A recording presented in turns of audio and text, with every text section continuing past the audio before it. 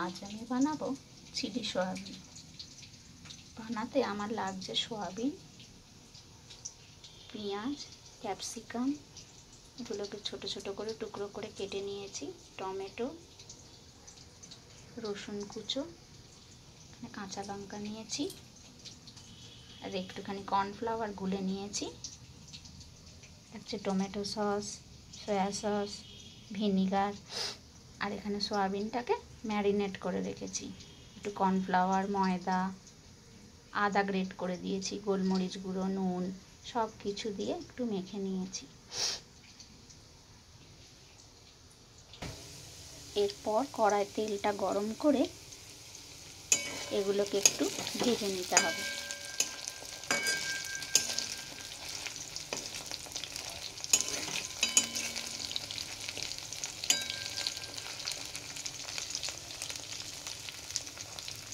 ভাজার পর টেক্সচারটা ঠিক এই রকম আসবে।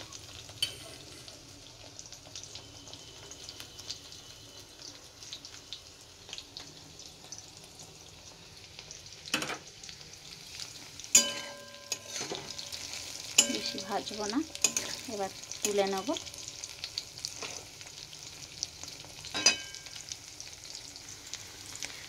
এগুলো অল্প অল্প করে ভেজে নিচ্ছি, আর একটু ভাজলেই হয়ে যাবে, আর একবার হবে ভাজা।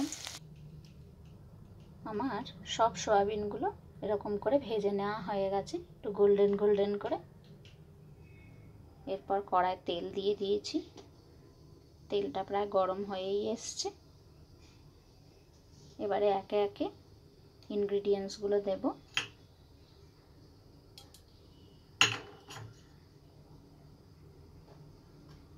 প্রথমে দেব পেঁয়াজ কুচি,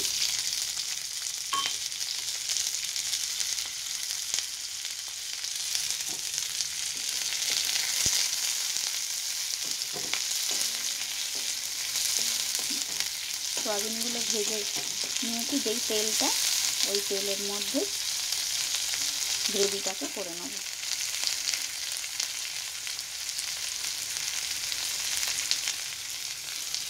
এরপর রসুন কুচিগুলো দিয়ে দিলাম,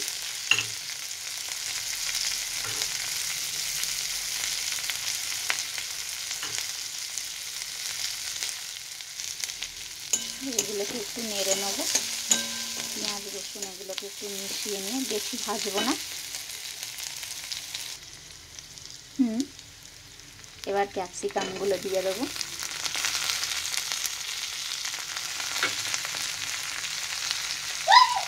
টমেটোগুলো দিচ্ছি। এবার এগুলোকে সব নেড়ে নেব। আগেই বলেছি এগুলো বেশি ভাজতে হবে না, হালকা করে একটু ভেজে নিয়ে লঙ্কাগুলো দিয়ে দেবো।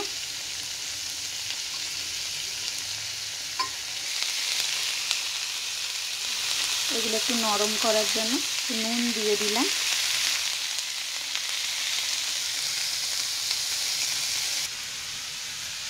আর এখানে আগে থেকে আমি একটু কর্নফ্লাওয়ার জলের মধ্যে গুলে রেখেছি গ্রেভিটাকে ঠিক করার জন্য।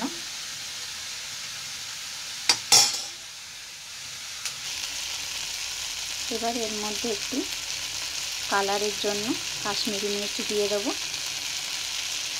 এতে কোনো হলুদ ইউজ হবে না। একটু নেড়ে ছেড়ে নেব। এবার একে একে একটু ভিনিগার,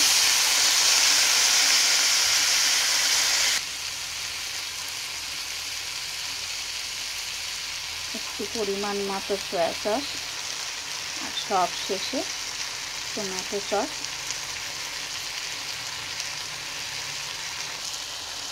এবার এটাকে নাড়তে থাকবো।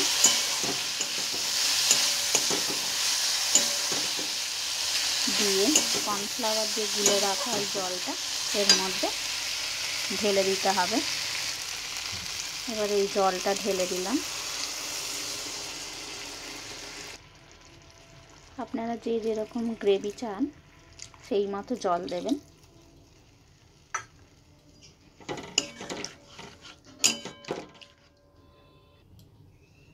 গ্রেভিটা ফুটে উঠেছে।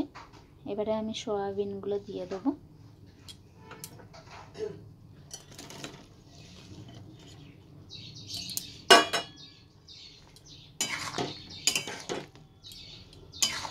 যদি মনে হয় গ্রেভিটা একটু কম হয়েছে তাহলে জল একটু গরম করে এখানে দেওয়া যেতে পারে। তবে আমি বেশি ঝোল ঝোল করব না, কারণ এটা রুটি দিয়ে খাওয়া হবে।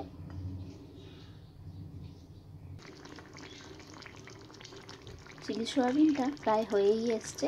এবার নামাবার আগে একটু ধনেপাতা ছড়িয়ে দেবো।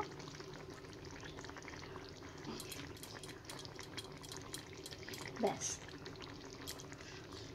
এবার গ্যাসটা অফ করে একটু চাপা দিয়ে রেখে দিলেই আমার চিলি সয়াবিন রেডি।